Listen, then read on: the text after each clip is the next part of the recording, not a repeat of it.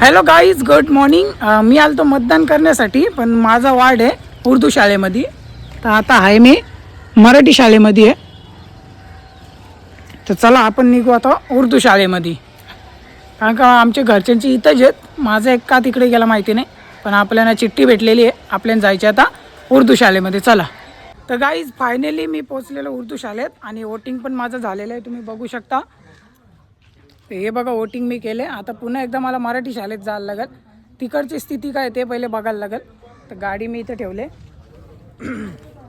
चला ठीक आहे, मराठी शाळेत जातो एकदा, कारण का आमचे काही मेंबर्स, माझी आई आणि आजी तिकडेच आहेत. तर त्यांच्यासाठी मला बघायला लागेल ते आलेत का नाही तर त्यांना गाडीने आणायला लागेल. तर माझी वोटिंग झालेली आहे. गाईज मराठी शाळेत आलो आहे, पण मला असं वाटतं का आमच्या सगळे मेंबरची वोटिंग झालेली आहे. आता मी निघतो घरी.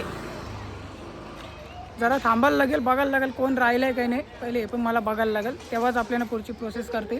आतमध्ये शूट तर नाही करून देणार. मला असं वाटतं कोण दिसत नाही आहे, म्हणजेच आपली सगळ्यांची वोटिंग झालेली आहे. आता आपण निघू घरी.